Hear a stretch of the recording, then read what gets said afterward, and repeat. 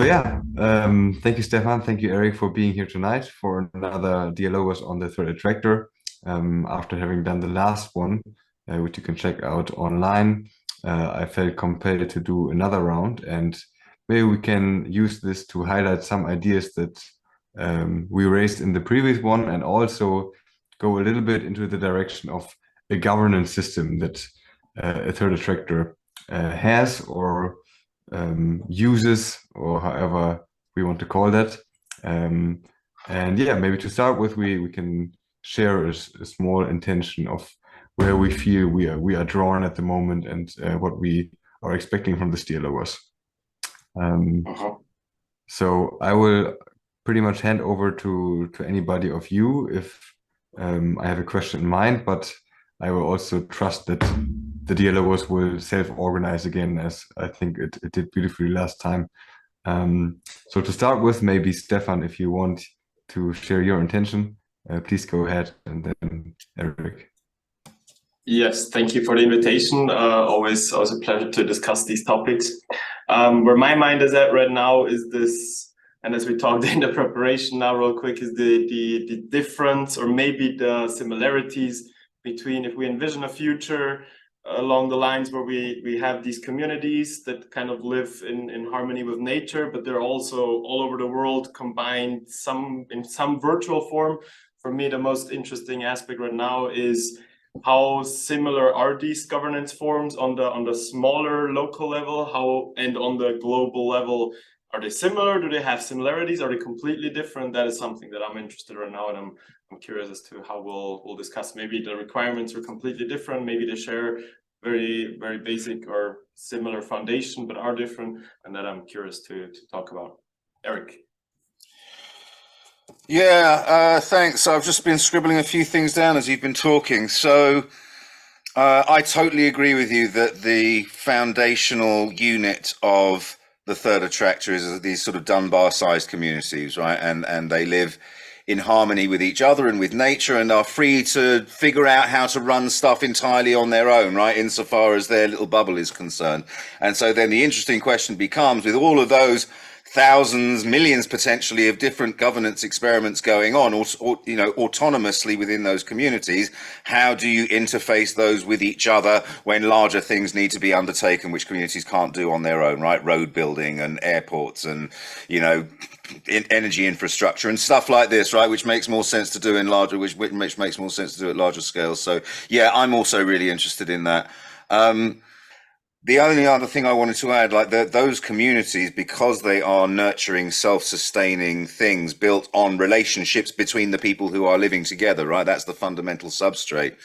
It seems to me that, and this came up in the last conversation, that foundational to moving into the third attractor is individuals transforming themselves, right, into the kinds of people who can live in this new way, right, open to all kinds of things that we're not open to at the moment. And so those communities, as well as being self-sustaining, need to be fostering those transformations of individuals as well, right? Like, we need to awaken collectively, and collective awakening is lots and lots and lots of individual awakenings, right? And so the communities need to, it seems to me that right at the heart of what those communities are is places where those awakening experiences can be nurtured. Yeah, thank you, Eric. I jump right in there and add that I really like the emphasis you gave on the personal development. I think also there's something that is pretty salient to me at the moment after the last session, where we talked about sociocracy and how it potentially could be at least a tool set or a method or whatever it may be for organizing governance system as part of a third attractor.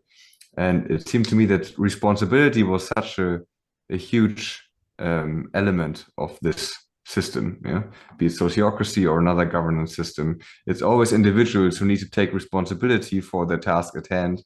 And I'm not an expert in how to create systems or which softwares to use, but I certainly believe that every person within those systems need responsibility, and I would like to better understand how these are fitting together, the personal development on the one hand, and then the collaboration, the working together on on larger scale systems. I would also agree that the Dunbar number-like communities are the heart or the foundation of any governance system. But then when we scale up, then things can get pretty interesting or pretty messy. And I would like to just explore this topic a little.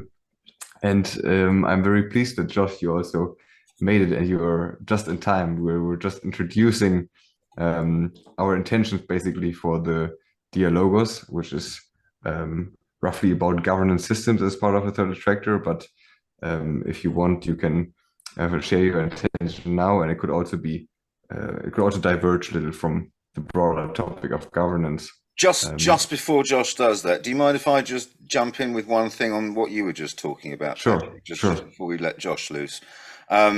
So something like sociocracy, right, as you said, requires every individual participating in that to take a certain amount of responsibility. And it would potentially only take a very, very small number of bad actors to disrupt the entire process, right, to make it impossible to navigate.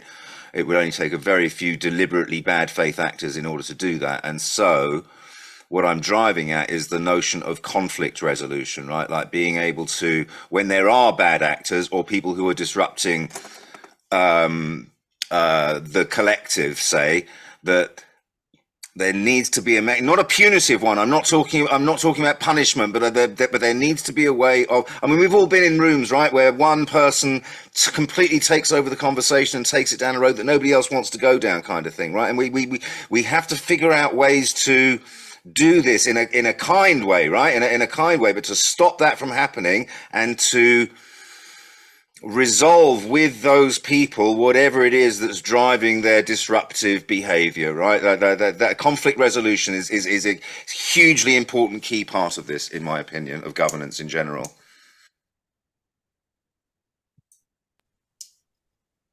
Yeah, I'm sorry for missing the beginning here.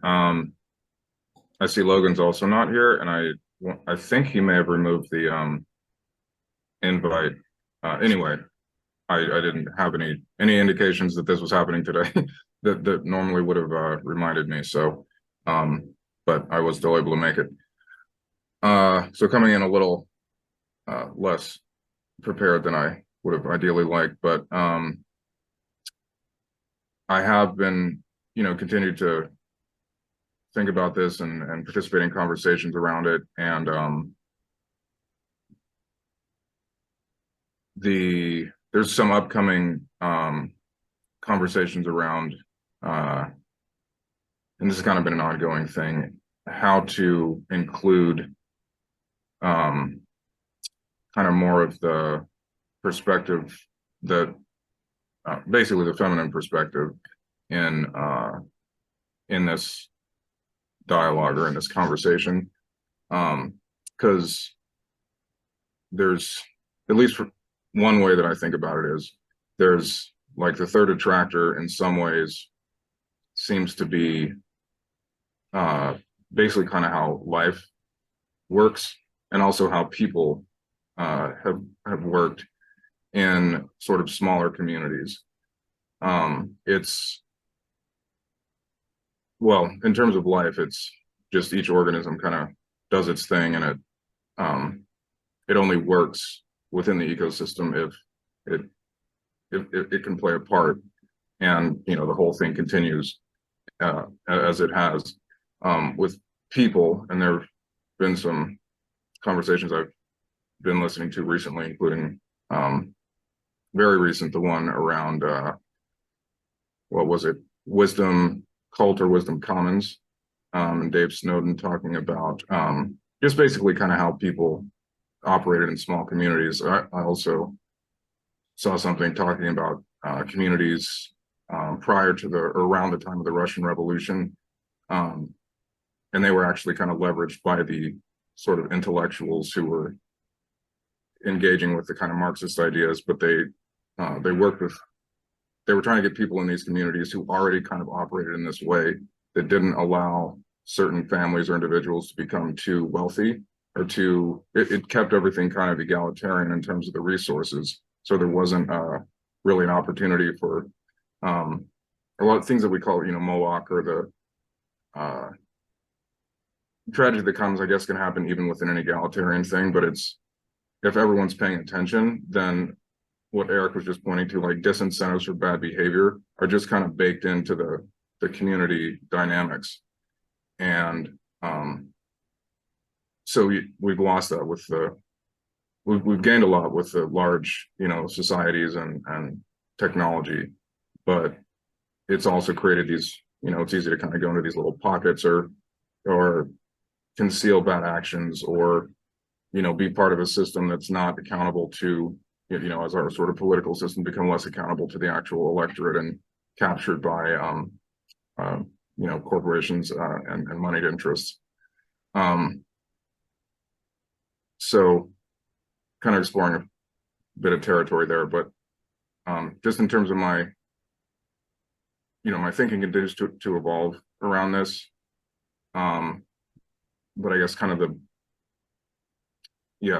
big trend, or the next thing that I'm hoping to engage with and integrate more, is again just it's something around the being mode, because that's kind of more on the feminine side. It's like we're all these conversations we're looking at governance, we're looking at systems, we're trying to do, it's kind of left brain, like what are we're trying to categorize things and see like, what fits and how can we kind of like figure this out. And there's value in that. At the same time, I think I've heard of this in the last dialogos on this as it's like a mind and heart shift that needs to happen. And that's really where that's the underlying driver for the kind of the rest of it. I think we could use many different sort of forms of governance or structures. Some are going to be better than others, but if the operating system or mode of people participating is kind of what it has been, mostly like selfish or worried about I need to kind of protect my interests because other people are doing that and they're not looking out for me, versus operating from a place of we're all in this together, we're all part of the same living system, and it's a completely different mode and would result in different outcomes. So that continues to be sort of a live question for me, is how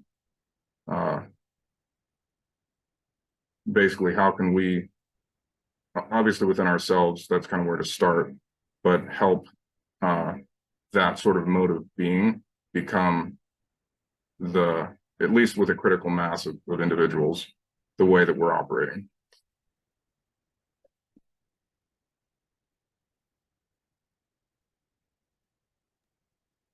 It's something that when you started it, Patrick, I was also kind of a similar question or in the same direction, because in every sense-making session that we have, it seems to me like the again and again emerging thread is exactly that one, that we have to kind of, the change starts within each one of us ourselves individually.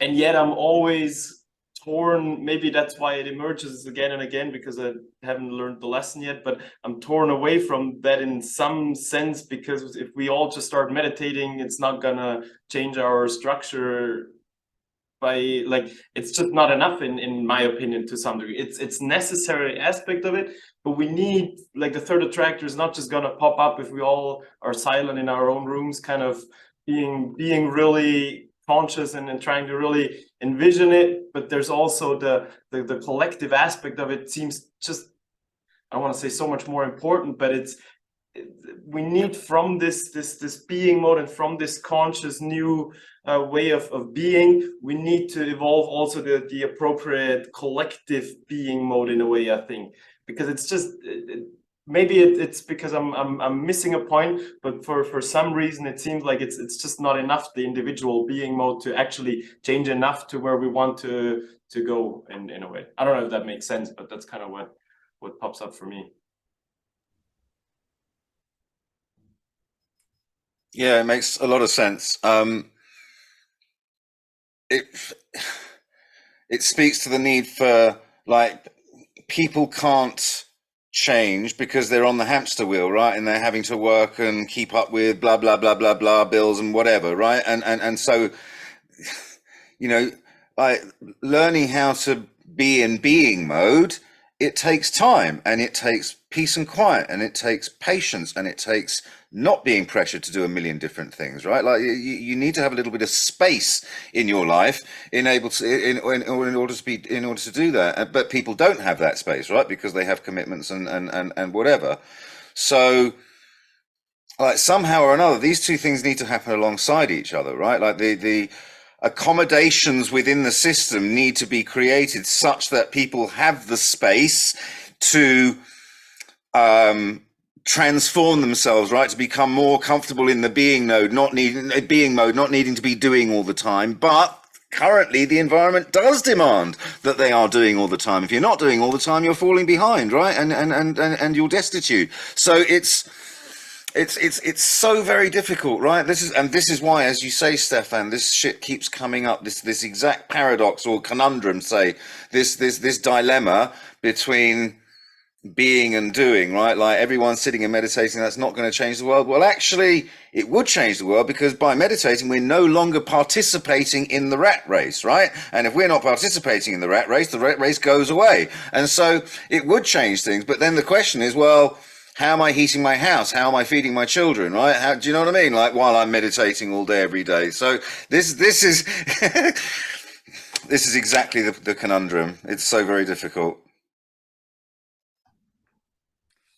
Yeah, I like that we are right at the fundament or the foundation of where the problem is. But I also think it is possible to somehow, as you said, Eric, to find a synergy between those two modes. Maybe at some points, at some time, it's necessary to kind of step back and be more immersed, like fully in this being mode. But then also, I feel that there is a point that I have been made the experience that being and doing can also merge, and then the flow state, you're just one with the activity, whatever that is that you're doing. If I'm writing something or even if I'm going outside and working, it can happen that these two merge, right?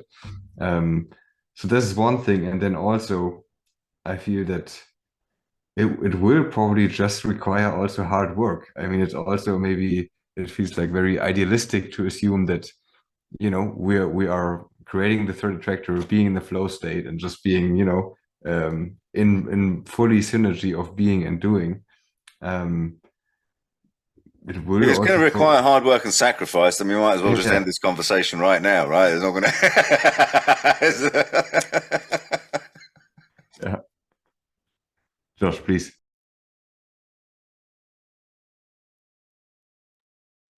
Yeah, a few things are coming to mind.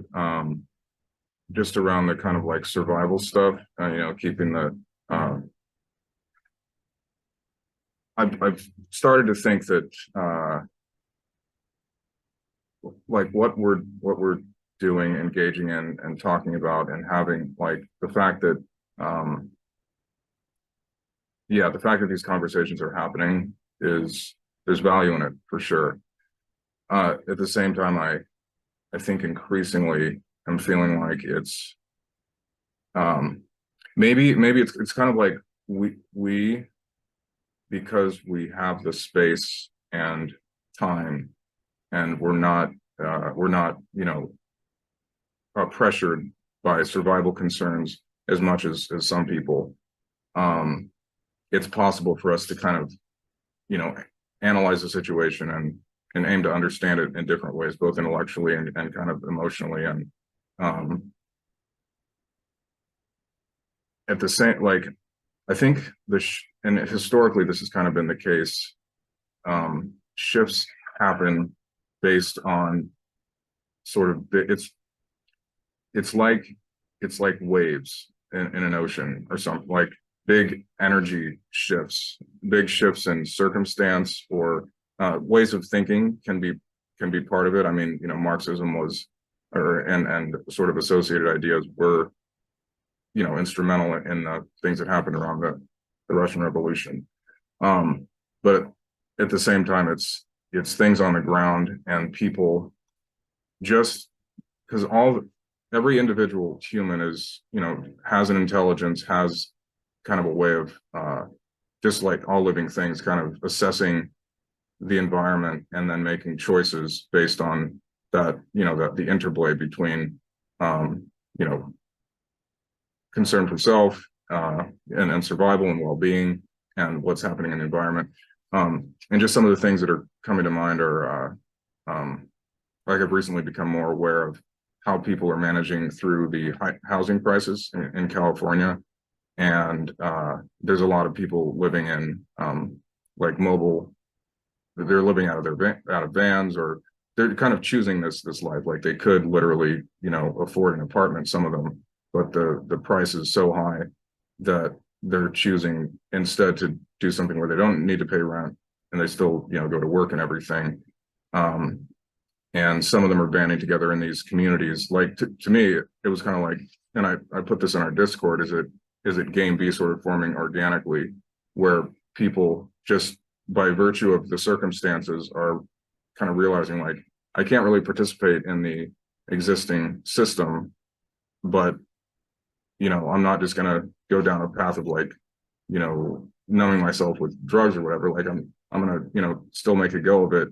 And there's other people in a similar situation, and we're, you know, so they band together. They look out for each other. There's a community sense there. And this one example, they actually, at least for a while, had the lowest per capita crime rate in the area. The woman that was being interviewed said, recently one of the like high-end sort of areas passed us in terms of that stat, but for a while they were actually the lowest, had the lowest crime. So I feel like for me, and you know, for those of us that are engaged in these conversations, it's like we'll be able to recognize as things shift and maybe contribute or jump, you know, like the wave analogy again, kind of surf, you know, it's like, oh, this is happening. And I have a framework for, or we have a framework for understanding what seems to be happening, or how this fits into things, and then sort of co-participating with that, as opposed to, so I think a lot of the changes will be happening kind of organically without all the, you know, the thinking and the framework. People will just naturally kind of find different niches as things evolve. So kind of a long-winded way of making that point, but anyway. I like what you said, Josh, and maybe I would use maybe a little bit of different language, because you said it will rather, or it will not require that much, you know, merely theoretical conceptual thinking, but it will kind of emerge organically, and people would find a niche. But I think that's true, but it's also the example you gave kind of suggests that it only happens when there's a crisis, or at least some kind of emergency, when it's really obvious that the current systems of governance are breaking down, and then people feel the need to create new systems, because they have to some extent. Yeah? And this is what I feel, that we are at this tipping point where I certainly have those moments where it's kind of obvious that the system is kind of falling apart and we need new systems. But on the other side, it's also still there, and it's still in this point in time, like you said, we are like highly privileged people, right? We have the luxury to have conversations, to not be pressured directly by survival, and the systems, although fragile, they are still there as of now. And this is also, or can also be hindering, because it gives the illusion that things are under control, things are stable. But then if it's really breaking down, then all of a sudden we are, you know, 10 steps ahead, where we maybe couldn't make a move, only one tiny step the years before. It happens within, you know, days or something, once we have to. That's just my ideas to that. Eric, please.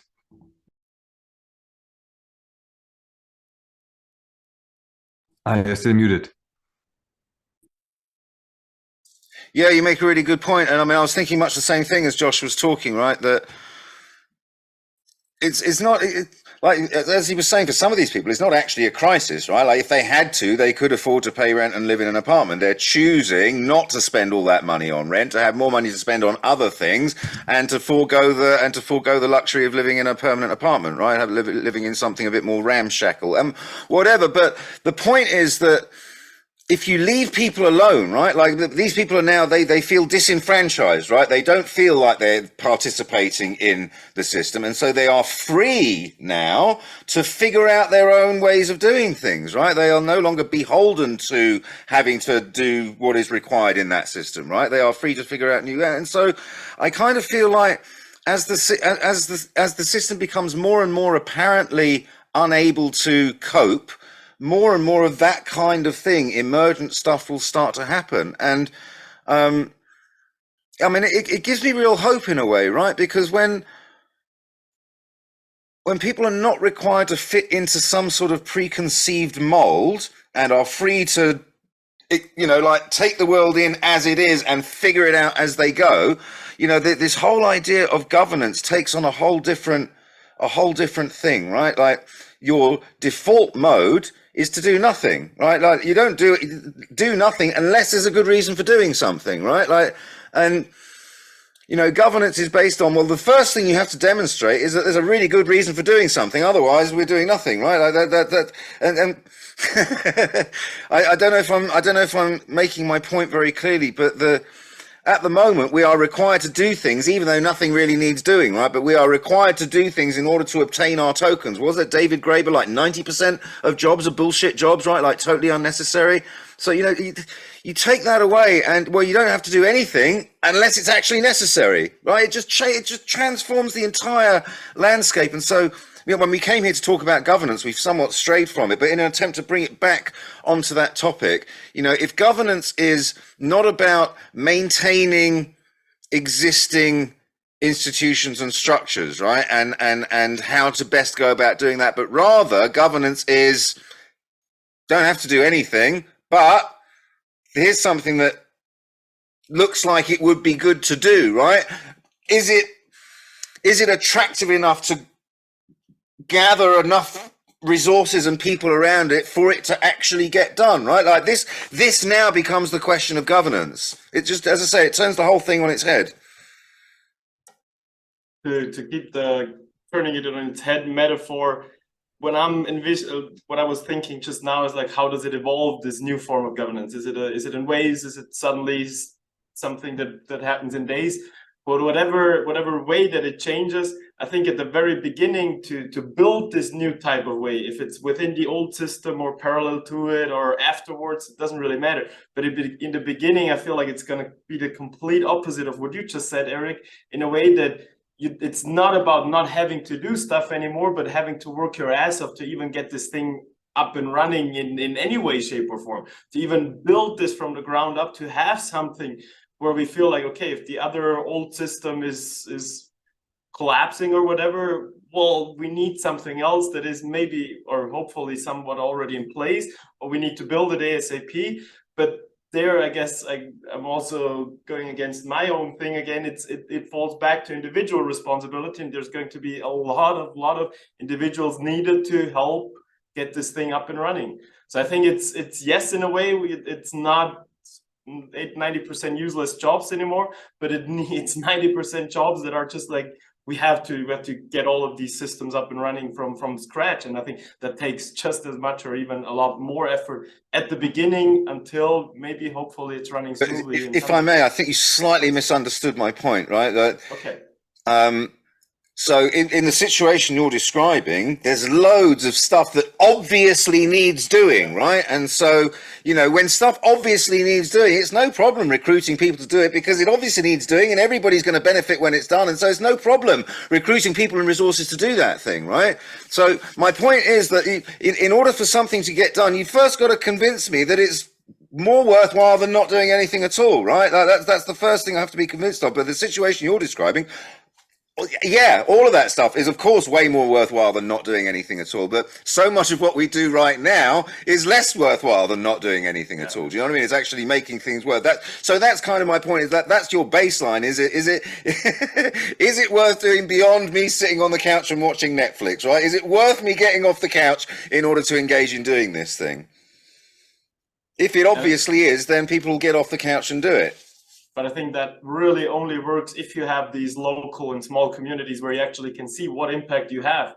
Because if you don't kind of tend to the garden, then everybody is hungry afterwards. But today, if I don't do my job, like nobody, like, or as you say, 90% of jobs, nobody, some person will realize it somewhere, but you don't see the immediate effects that are happening somewhere in Asia or whatever my job might be affecting people. But I like the way you think that kind of as soon as it gets obvious that shit needs to get done, then it's kind of easier to get people to actually do it and get into the mode.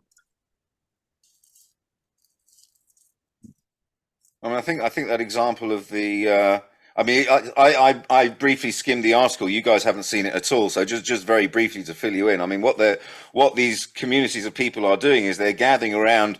I'm assuming it's other people's gardens or areas of common land or something like that, and they are, you know, tending to it, right? Like they're participating in a community, a bespoke pop-up community sort of thing, right? And it really is very cool. And I don't know, they're not doing anything that they don't all agree needs doing, right? Because it's just right there in front of you. This is different than the short documentary piece I posted, right? That one was a little, I don't think it was around a garden, but similar vein. Yeah, this whole areas, I don't know, my thinking shifts, you know, depending on kind of which aspect of the you know, the current situation versus like an ideal situation or a better one. But again, it pretty much always returns to the yeah, sort of the operating mode. But yeah, one of the hopeful things, I guess, and one of the reasons my mind keeps going to these examples that either historical, you know, that those communities in Russia that had this, and it seemed like a very sort of just commonsensical way of organizing or, you know, like co-participating in sort of the project of living, where, you know, but the sort of constraints and everything, and just like everyone can kind of see, you know, if it's a good harvest or not. You know, everyone kind of has a sense of what their neighbors like. It's again, as I mentioned earlier, just a different situation than we have today, where there's so many systems that make it relatively easy for people to kind of, you know, push certain narratives or hide nefarious activities, or, you know, self-dealing, corruption, and, you know, the whole, you know, meta crisis conversation. But crisis was mentioned earlier, and I do think that it is, to some, it's definitely a catalyst for change, both on an individual level and collectively. And one of the, also related to something that was mentioned earlier, is it does make sense to, like, don't wait for a crisis if you can anticipate it, you know, and take steps to ameliorate it, or the you know, the effects. That completely makes sense. And one of the reasons that I think paying attention to people who are closer to a crisis, or like in terms of resources and survival and what is happening there, is that my sense is that kind of the current system, it will continue to disenfranchise more and more people, because it's structured to continue funneling resources to a certain class. And you know, like BlackRock and these other organizations are going in, buying up properties and jacking up the rents. It's happening at all different levels, income levels or different types of properties.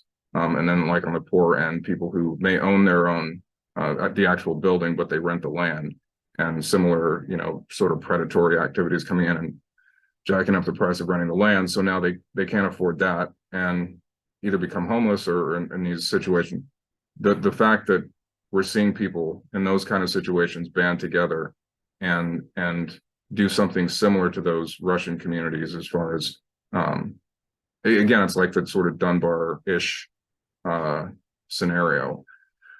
The fact that that's happening is like a hopeful pattern. And I feel like, the machine of, late stage capitalism, or whatever you want to call it, run on this sort of, store of separation and profit driven, is eventually going to come for pretty much all of us, unless we, unless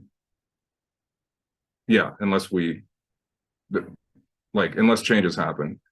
And the fact that those sort of Gamby-ish changes are happening, where the sort of crisis is at least close for people, is a hopeful thing for me. And I feel like, again, with that sort of wave surfing analogy, I'm interested in like how to sort of tap into what's already happening, and then help people who aren't yet in that situation understand the trend. And then that's where it's like it both makes sense sort of at a I don't know, a heart level, once we actually figure out how to be and live and interrelate in this way that's more sort of true, I think, to our best and truest nature. So there's that aspect, but there's also kind of the, self-preservation, or at least like, let's not let it get to as much of a crisis situation before we make the shift. Let's start, just things like getting to know our neighbors, or, being more sort of community oriented, and like, having the conversations that help people get on the same page about what it is that's happening and how it is that we're approaching it and what we think makes sense. I'll leave it there for the moment. Yeah, thank you, Josh. I think you're touching on me and important. I like how you kind of you call it the situation we are in, right? And that there are many positive examples already of local communities, for example, who are kind of exemplifying alternative ways of being. And I think I agree with you that we need to take a look at how this is being done.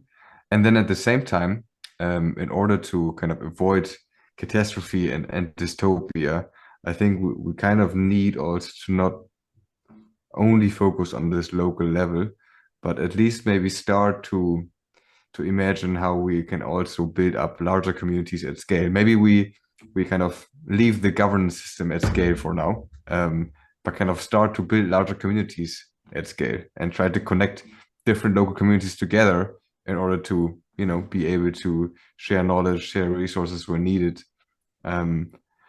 This might be a first start, and also this is already happening, right? It's not something that we're just inventing here from scratch, but it's already happening, and maybe it could be amplified somehow, that signal. Yeah, that's my thought on it.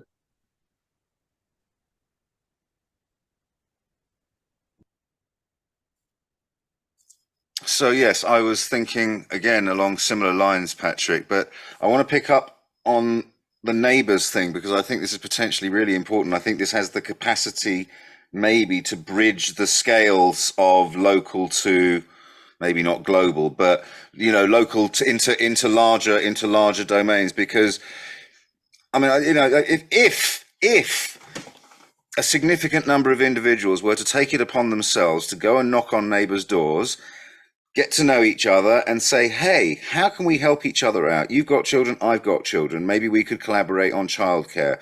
We could share cars. We could start a neighborhood tool library, right? Like there are any number of ways in which neighbors could, and it wouldn't take very much to kick it off, right? But in which neighbors could collaborate and save a huge amount of money, resources, whatever, while at the same time creating more intimate ties between them, you know? And then different things are required at different scales, right? Like a carpool can be done across a few households. Childcare, you might need 20 or 30 households. Energy production, you might need thousands of households, right? And so by having these purpose-driven collaborations, right, across different scales, you start to create these interfacing communities of different scales with each other. And I wonder whether some sort of organization to help drive and facilitate that, you know, like make it sexy to go and knock on your neighbors' doors and introduce yourself and invite them round to dinner and get to know their children and put your children on a play date with their children and, you know, see if you can help each other out with lifts to work and all of this kind of, I mean, there must be, in 15 minutes, I reckon I could come up with a list of 100 useful things that neighbors could help each other with, you know? So yeah, this sounds like a really good starting point and something which would scale really naturally, I think, like really organically and really naturally as time went on. Yeah, that is making me think of, I actually went a few weekends ago. There's this organization my mom's been volunteering with for several years now, Seasonal Workers Association, and it's that they have chapters throughout the United States, and they started in the East Coast, I think. They're kind of related to labor, and looking out for workers, tending to be on kind of like the lowest end of the socioeconomic spectrum. In this local area, it's mostly migrant, or at least historically migrant, from like Mexico or South America.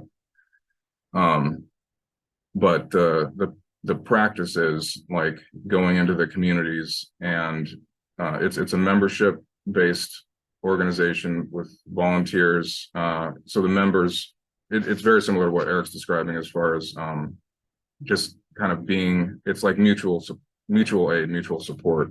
The members get benefits, including like resources for food, clothing, assistance with legal advocacy if they're being evicted, or experiencing wage theft, things like that.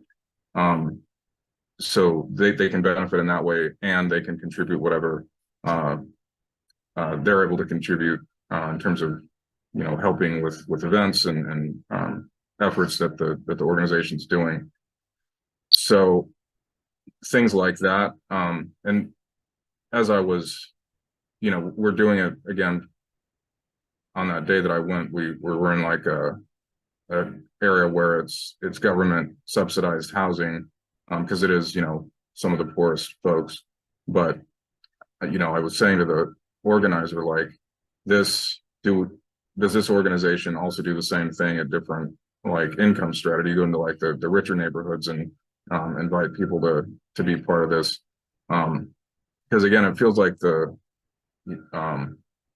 this late stage capitalism machine is dispossessing more and more people. So, and I also saw something where, in addition to our government and a lot of our like corporations, financial institutions running on a lot of leverage, a lot of debt, individual people are also living that way. Like there was this couple, from the outside it looks like they've got a big house and a mansion and everything, but they've got several $100,000 worth of debt, and it's like very quickly like the house of cards could come crashing down. It feels like we're at there may be some shocks to the financial system coming, like the large system, and that'll impact people kind of throughout the different strata. So again, the thing around crisis being a driver, and can we get ahead of it a little bit? Maybe not at this point, but either way, like even if there are shocks and some people lose a lot, it'll probably happen kind of in stages. So seeing whatever's going to happen next, and any negative outcomes from that could be a motivating driver for the kinds of things that we're talking about here, where you know, more people start to realize like this pattern is continuing, and how can we help like protect ourselves? And the way to do that is it's looking for ways that we can I think mutually support any sort of like parallel structures, whether that's like the People's Health Alliance that Eric's brought up before, people with different skills, providing those, and in terms of projects or things to get involved in that could help with it.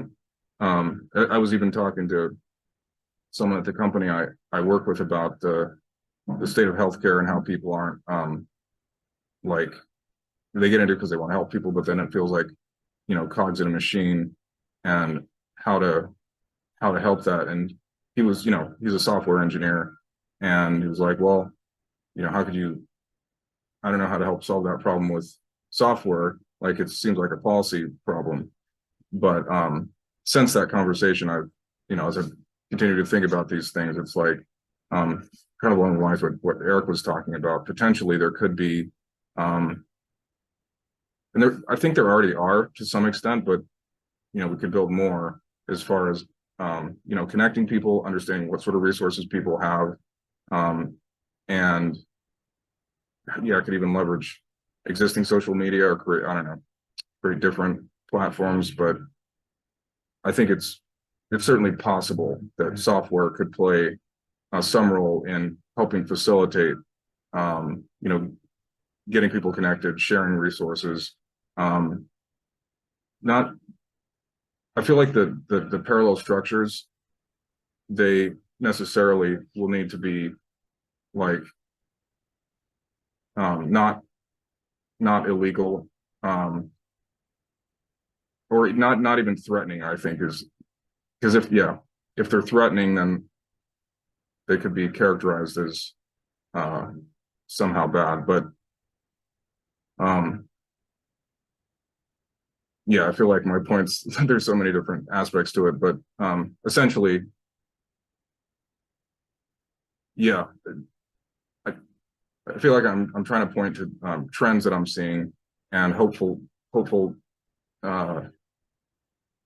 behavioral or things that I see people doing. And then the next thing is like how to co-participate with what's already happening in line with what our vision of a better world could be. Yeah, I guess that's what I'll leave it for now. I fully agree with in regards to software and helping to facilitate all of these changes, etc. I think modern technology, with all its downsides, is going to be integral in getting these changes that we want to have see, be it AI or be it with cryptocurrency or whatever it might be, end up being integral to these changes. And the other thing, kind of just trying to pull all of the conversation together in a thread, it seems to me that in some ways the demand for new forms of governance at this stage where we are right now seems to be kind of twofold: either starting these local communities, being, as Eric said, with neighbors, just kind of from the ground up, really just in your neighborhood, or be it kind of, I don't know if you have the resources to get some plot of land and start a community there, of how you would envision it being in future, kind of eco-villages. Or so on one hand starting new communities, or on the other one, and that's what I'm really interested in as well, is connecting these communities that might already be available and kind of share insights and kind of what works, what doesn't work, etc. And maybe just to throw a little hinge into the conversation, when I envision, like, if I had more money and I would just buy a plot of land and be like, well, we're doing this eco village kind of and living in harmony with nature, I'd just be really scared of the question, aren't you just another cult? And I'm not sure if I would be in the right state to actually explain why that's not a cult, or why I think that's different. But I think those are kind of, for me, two aspects of in terms of governance.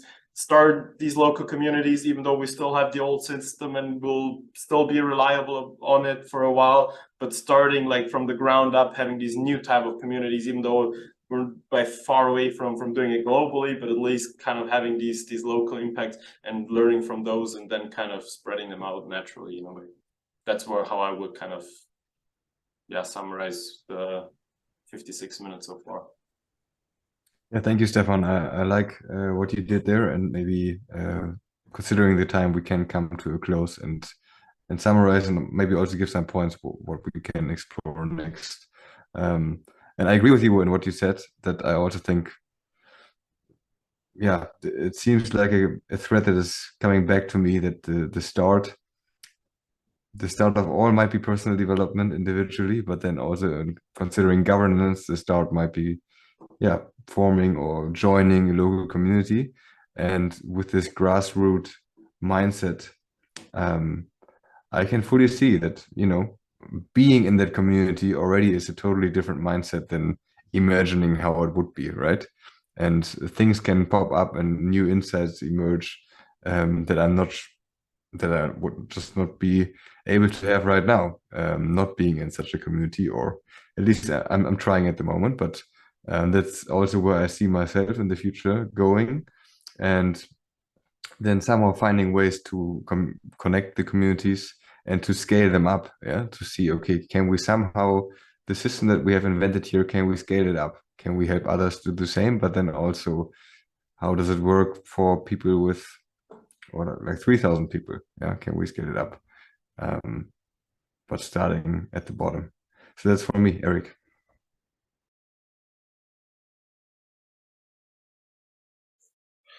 Yeah, so that question that Stefan raised about, like, he's interested in, like, how do you connect these communities to each other once they're established.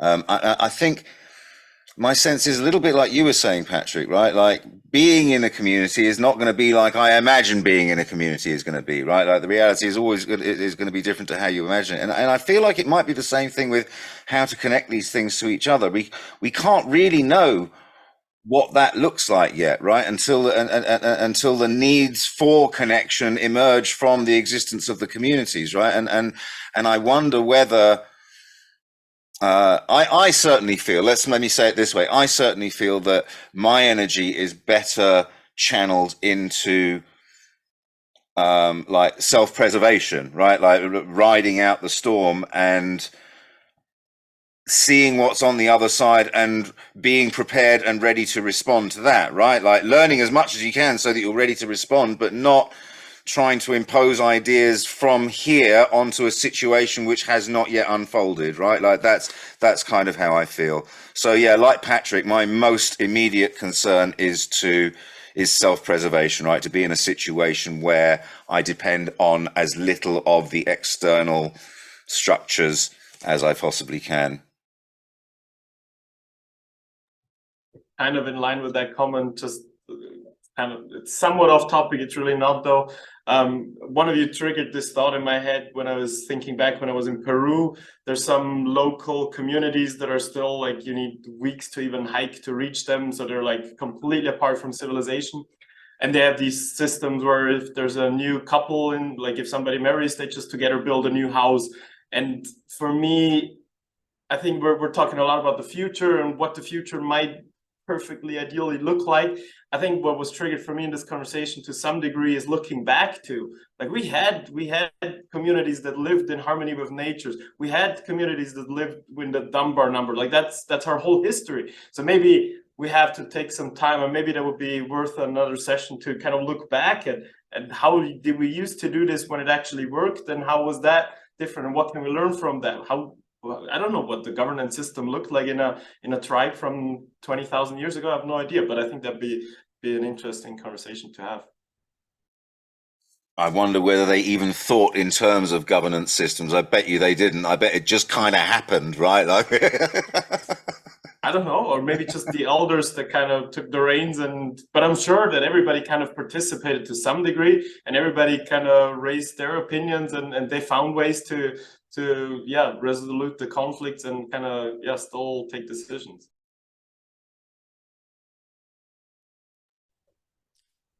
Josh, also any last words from your side?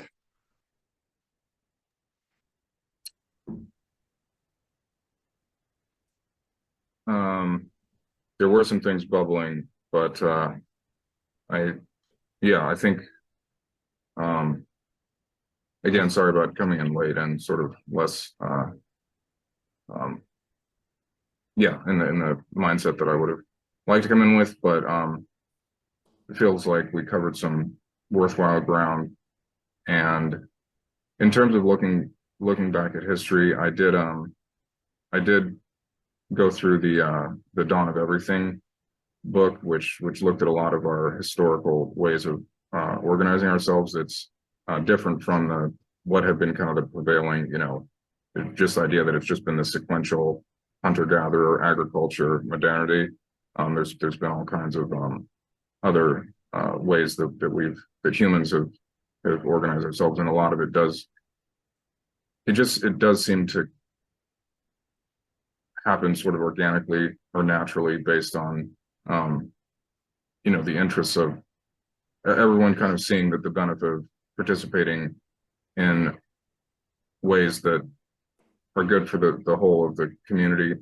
And so it's like, what's good for the individual and what's good for the community. And now our challenge is shifting to really operating both in that way with kind of our local communities and having this sense of being connected to the global system, which most of us have now, but it's at the same time, I think we feel kind of dissociated from it. So hopefully in the coming dialogues, both this series and the others that we're all participating in, we'll be able to uncover some new insights and for me, again, continue to observe what's actually going on in the world. There are a lot of big shifts, I think, coming. So I think that these sort of conversations and frameworks that we're developing will be helpful in navigating, again, that analogy of surfing the waves as they come. I value these discussions, and thanks for organizing.